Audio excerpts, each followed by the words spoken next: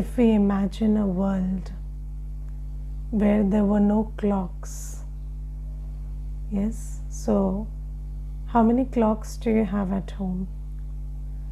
So mostly one in each room people have, and these days everybody is carrying a mobile and you keep seeing the time in the mobile, or people wear wristwatches also.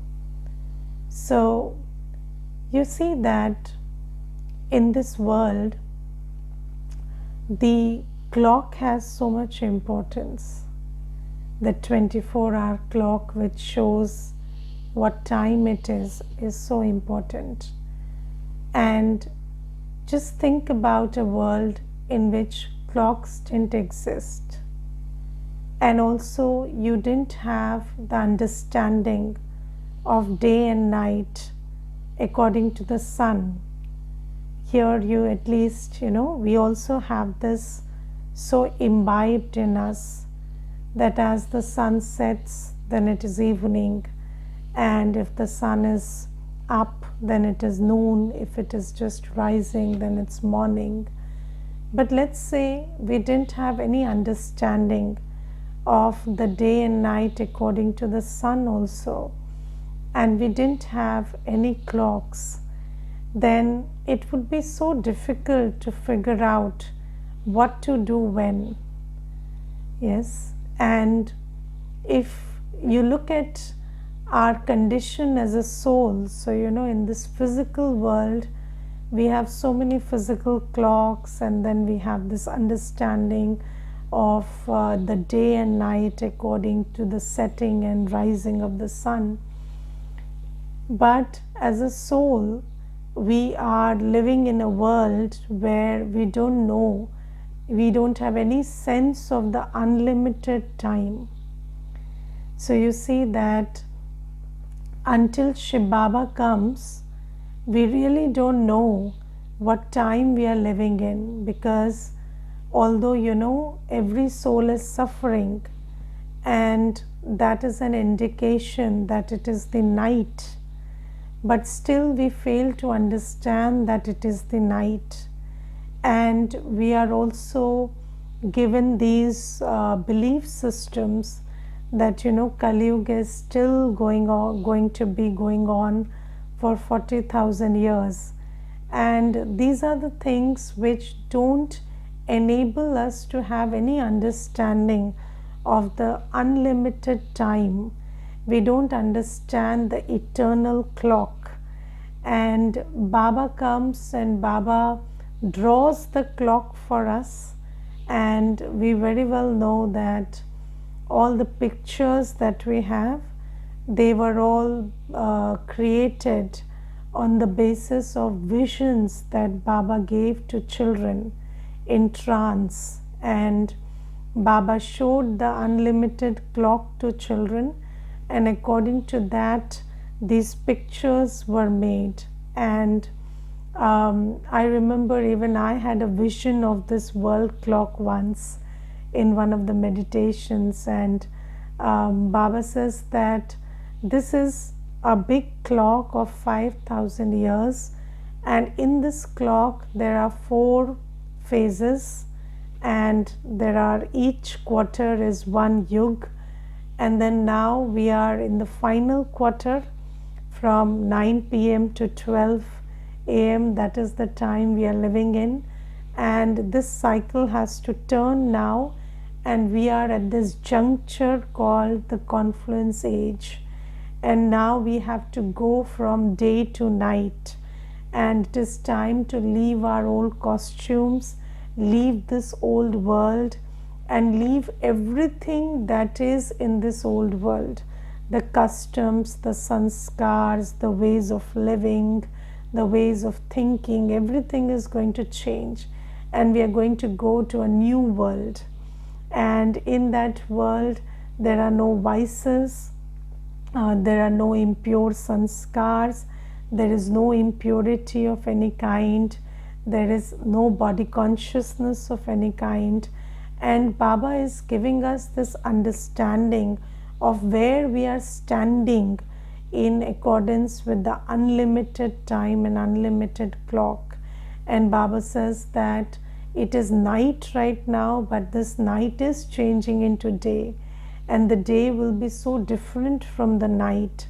And when we understand this unlimited clock, then our actions will be very different from our actions when we have no understanding of the unlimited clock. But there is something called dharana of gyan, and although we have the gyan that where we are sitting in terms of the unlimited time, have we imbibed it, and do we really understand that now the world is changing from the iron age to the golden age, and all the customs and systems are going to change?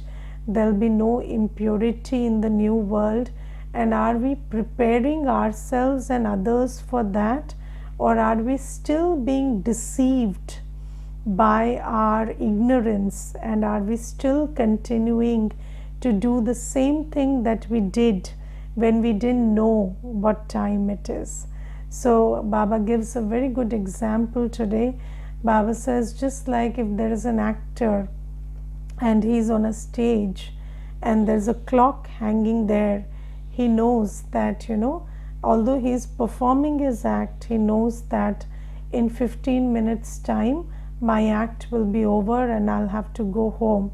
And he starts thinking about where is his costume, and where did he put his bag, and where did he put his other things, and where are his shoes, and how he has to take them and go home. And he starts mentally packing up, in spite of the fact that he's still on the stage and he's still performing, but he knows that now he has to go home. And Baba says that is the importance of the clock. And now if we understand the unlimited clock, then we will understand that although we are living in this world, this time is not a time for expansion. This is a time for packing up. Yes, it is not the time to go into the expansion, the vistar of the old world. This is a time to pack up from the old world. And Baba tells us something very nicely today, that if you understood what time it is, then there are two things you would do. You would know that I don't have to take rebirth in this old world, so you will change your sanskars.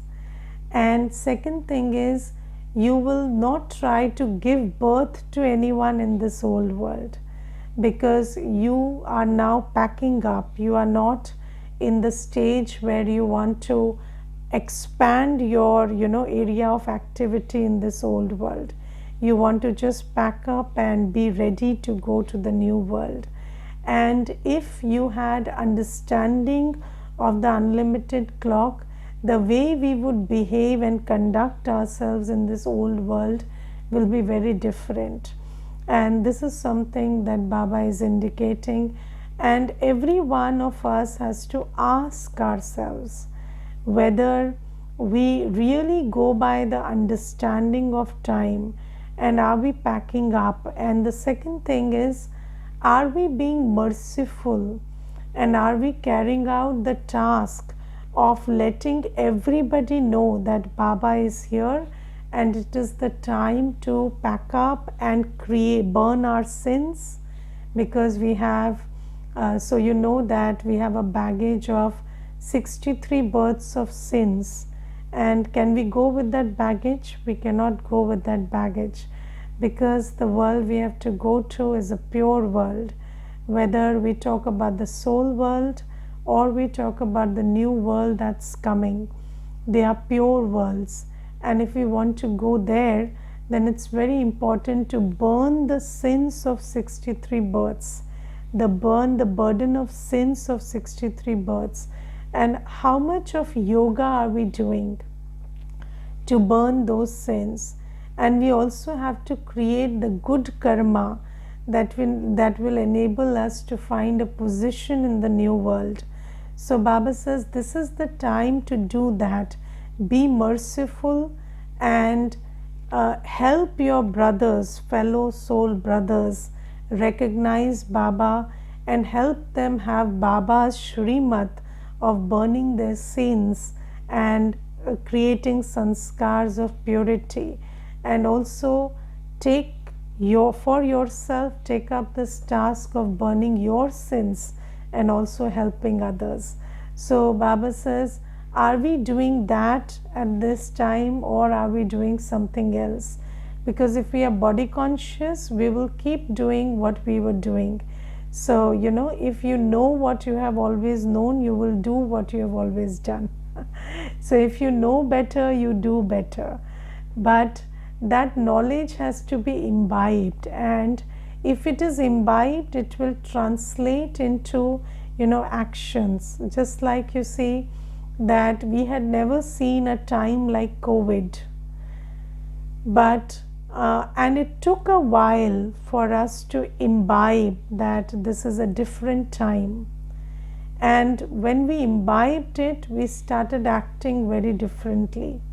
Everybody started working from home, and we started sanitizing, and we started maintaining physical distance from even our most loved ones, and we started understanding that we could be carriers of viruses.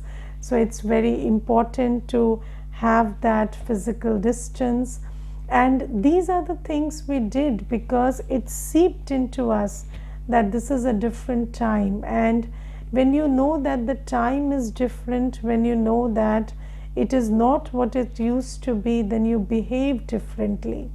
And Baba says that when you understand this unlimited clock and you understand what time it is and where we have to go now, you also start behaving differently.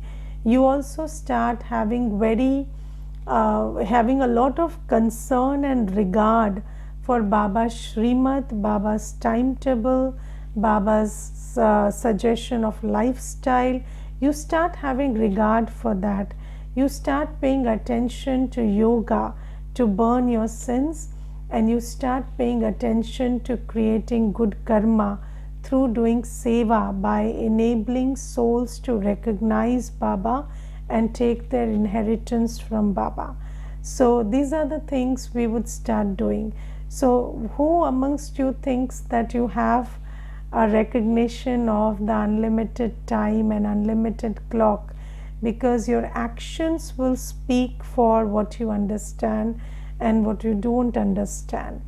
And this is something. And then today Baba says that it takes a lot of mercy to pull people out of this illusion, because you see that people don't understand the difference between happiness and sorrow. And it is very interesting that everybody says, I want happiness, but they don't understand the difference between a world of happiness and a world of sorrow. They don't recognize the one who gives happiness, and they don't recognize what is happiness and what is sorrow. Why? Because you see that there are many factors to this. One, the most important being, sorrow is camouflaged as happiness and served to us through the media. Yes, so all the Hollywood and Bollywood that you have watched, what have they done? They have glorified the sorrow and camouflaged it as happiness. And if you look at it, the most beautiful music is that of sad songs. And you feel that when you listen to a sad song, you are feeling happy.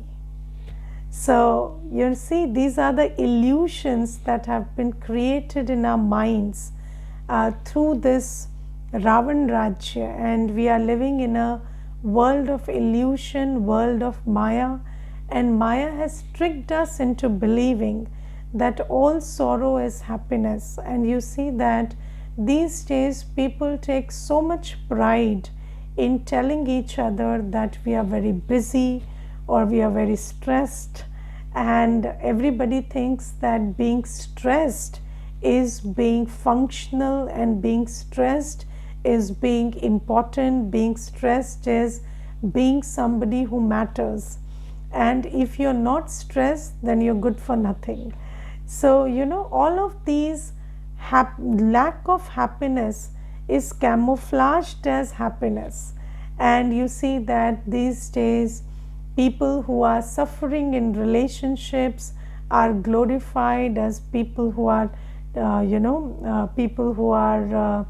So, you watch movies and you watch serials and this and that, and all of those people you see as protagonists, they are suffering in relationships, and you see that the hero is the one who suffers, and you take suffering to be very heroic. And people are very people think that suffering and earning people's sympathy, that you are suffering and you're a good person and that's why you're suffering, is something good to do. So you see, this is a world where all our ideas of happiness and sorrow have been distorted. And then you see aided happiness. So happiness which is influenced by something that we externally eat or drink, or alcohol or whatever.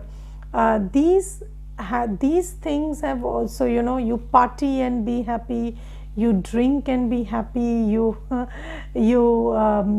socialize and be happy. So everybody is saying that these things are good, and these days you get happiness on prescription in the terms. So the doctor also prescribes you happiness pills which raise your dopamine, and then you think that it's all right to take these support in being happy. So all these things which are actually going to make you very sorrowful tomorrow, they are camouflaged as something that is making you happy. And in this world, really having the understanding of happiness and sorrow is very difficult until and unless we listen from Baba. And I would like to share some other things. There is this big culture of blame, and people are blaming all the time that I would have been the happiest but for this person, but for this institution, but for this community, but for these group of people, or but for my financial situation. And sometimes you go to the extent that because my stars are not favoring me, that's why I'm not happy. Otherwise, if somebody just set right the stars, I would be very happy. So we are blaming every time, maybe family members, maybe something that we desired and we didn't get, or there's some community, there is some member of the society, somebody in the country, the government, or anybody, or the stars, or your luck, your destiny, your parents. You keep blaming anybody and everybody on the planet, and you keep saying that but for this person or this institution, I would have been very happy. And there was this person, and I was talking to him, and he said that, so I remember he told me, my boss is a very difficult person, and he kept describing his boss for 15 minutes. And then I told him, you undertake the course. And then he said, is it so? If I undertake the course, will my boss change? So I said, no, your boss won't change. He said, then it's no good, because you see, there's no problem in my life only. It's the boss that's the problem. And if he gets corrected, then everything will be sorted and I will be happy. I am not a bad person. You don't think that I am sorrowful. I'm a very happy person. You look at me 24 hours a day and I'm very happy. Only the 10 hours I stay at office, I am unhappy. So I told him, how many hours do you sleep? So he said 8 hours. So I said, 8 hours you sleep, 10 hours you are unhappy, and then 4 hours you you are doing necessary work, and then what makes you think you are a happy person?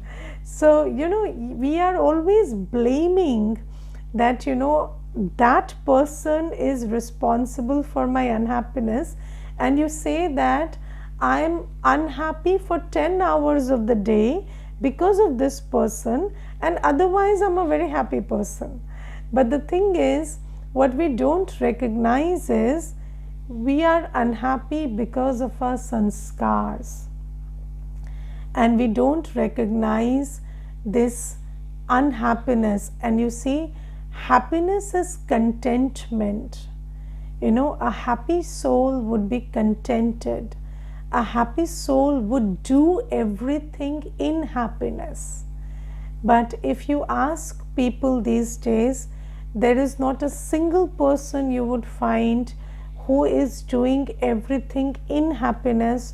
People are doing everything for happiness, and then they don't even recognize the amount of sorrow we are soaked in.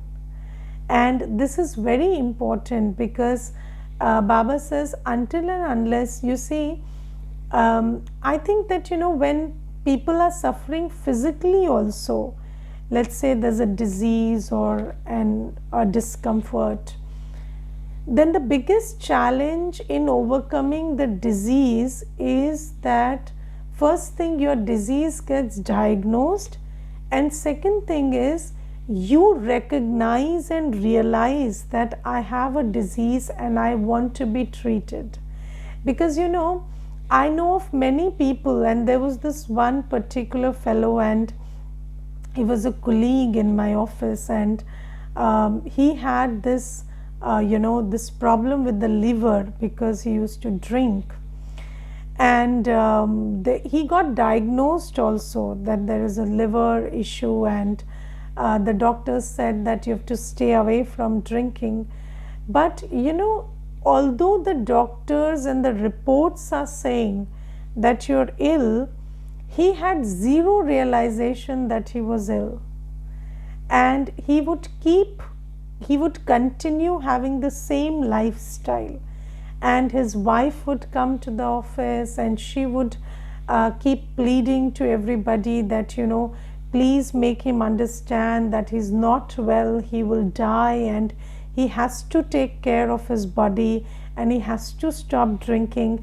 And however many people counseled him, he would still go and drink, because he had zero recognition of how ill his body was. Although the reports are saying it, he's looking at the levels, but it did not translate into an understanding, and he eventually died of liver failure.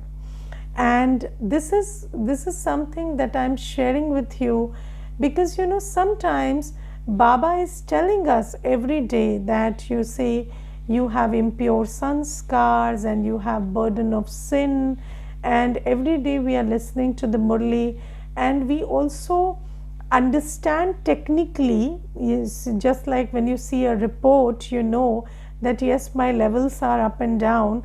You also technically recognize that okay, I am in my 84th birth and there is a burden of sins, and yes, I am not spiritually very powerful, because you recognize, yeah, I get angry and I get frustrated and I have stress and all of that, or I'm not able to do what I want to do according to Baba's Srimad.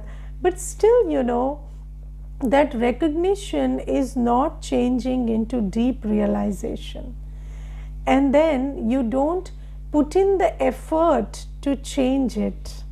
And sometimes, this lack of deep realization of how deeply we are in this bog or this quagmire of sorrow, this has to be there, so that we make the effort to allow Baba to pull us out, because Baba has come to pull us out. But Baba says, you have to hold my hand, and my hand is Srimad. If you don't hold my hand of Srimad, if you don't do as I say, how will I pull you out? So it is very important to understand that I am in sorrow and I have the sanskars that are making me sorrowful, and those sanskars have to be corrected, and I have to make effort to pull myself out of sorrow. And you see that it takes a lot of mercy to make somebody or else also realize and recognize that they are in sorrow and they need to make the effort to go to the world of happiness. They need to recognize Baba and give him their hand. And I will tell you one incident. There was this minister who had come to Madhuban, and he was sharing on the stage, and you know what he said? He said that I have been a minister in various capacities since many years, and these Brahma Kumari sisters, they have always visited my office, and year after year, you know, maybe it's on Rakhi or it's on some other day to invite me for something, they have always paid a visit to me, and they always try to tell me that, you know, Shri Baba has come and I must take Gyan and these things. And he said that, but I did not recognize, because I was so full of ego, I did not recognize that these sisters are not coming for themselves, they are coming to give me God's message. And he said, out of that ego, I would also make them wait for hours. So, you know, for 2 hours, 3 hours, I will make these sisters wait. And then slowly, gradually, there was this time when I recognized that no, this is something else, and I took the course. And now I know that God has come, the most merciful one has come, and it is his mercy that he has come for us, and he is doing this, you know, taking this responsibility of bringing us out of this bog or quagmire of sorrow and taking us to a world of happiness.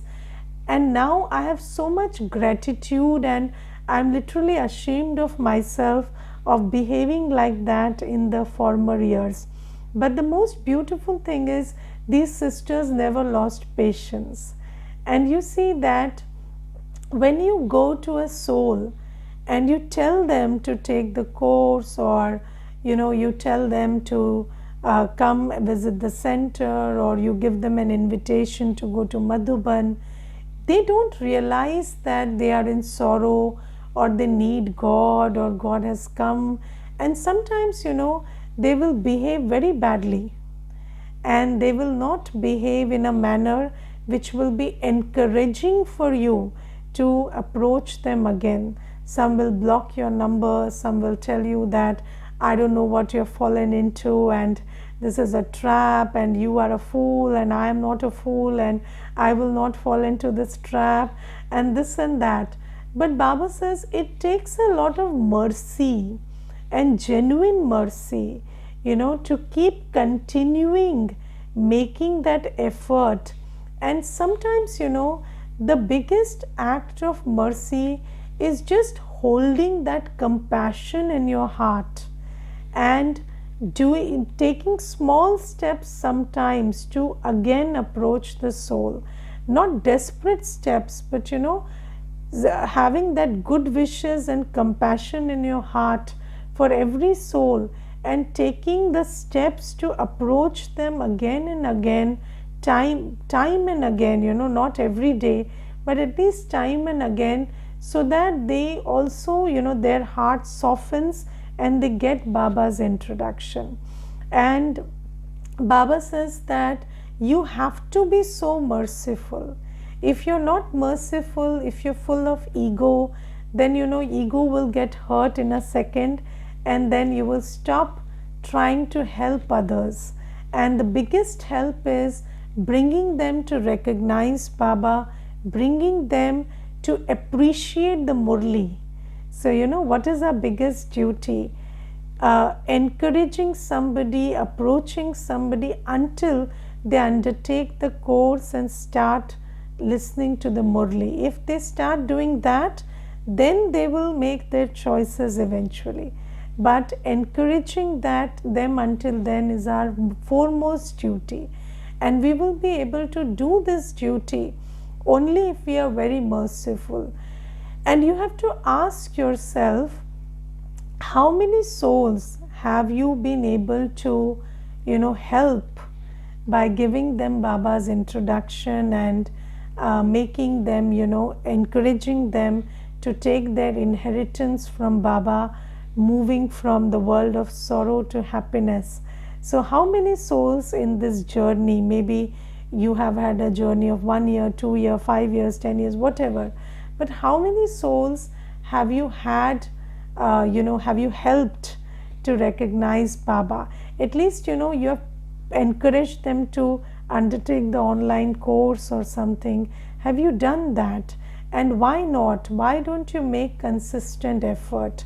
Because lack of mercy, that when the ego gets hurt, when people are not listening and they are not having gratitude for your message, then what you do is you stop sending the messages. But Baba says, this world is full of souls who don't recognize the happiness giver, and they don't recognize the difference between happiness and sorrow. And when somebody is blind, you have to hold their hand and take them across. And even if they keep saying, no, that the way is that way, this way, that they can't see, so you have to help them. So it requires great mercy to do that. And Baba says, you must be merciful and do this for every soul. And Baba also warns us against body consciousness, because when you remember that I am a soul, when you remember where I am in this journey, when you remember the unlimited time cycle, then you start understanding the importance of practicing purity or doing yoga or doing seva. But as soon as body consciousness takes over, yes, do you recognize that when you listen to the Murli, when you attend the Manthan class, your third eye is open, and at that time you have so much clarity of what this time is and what needs to be done, what is my priority, what is not important. But then what happens during the day, your body, mind and wealth is not directed in that direction. Why? Because body consciousness takes over. And when body consciousness takes over, then whatever Ravan has taught, that just keep acting under the influence of lust, anger, ego, attachment, greed, and that is the pull you will feel. And when Ravan pulls you that way and you start doing that, you get the emotional satisfaction that Ravan is giving you. And spiritual depletion is something that you don't understand. So people feel that I got married and I have children and I'm settled. Yes, although they are heading for a divorce, but still you feel so settled. So all this is Ravan's illusion, and an illusion can be very strong. And although Baba shows us the reality, the illusion will keep attracting. That's why Baba says, make effort to be soul conscious. Always keep moving your intellect in the direction of churning Gyan. And when you keep rotating in your intellect, who am I, who do I belong to, what time is it, then you will stay on track.